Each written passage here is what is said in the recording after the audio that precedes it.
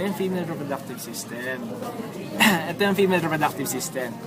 Ngayon, muna, ligaments tayo. Ito, yung round ligament. Nakakabit siya sa uterus, punta dito sa inguinal side. Tapos ito, ovarian ligament. Nakakabit siya sa ovary at sa uterus. At meron tayong suspensory ligament.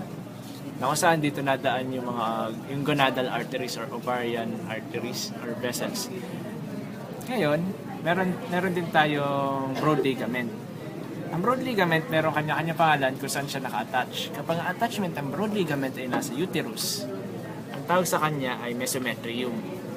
Pag ang attachment ng broad ligament ay nasa may ovary, ang tawag sa kanya ay mesothelium.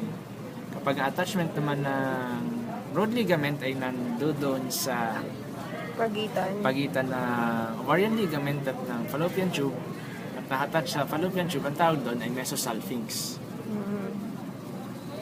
Itong uterus, ovary, Yung median. at ito naman yung median umbilical ligament.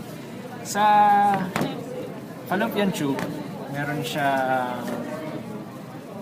itong dividum.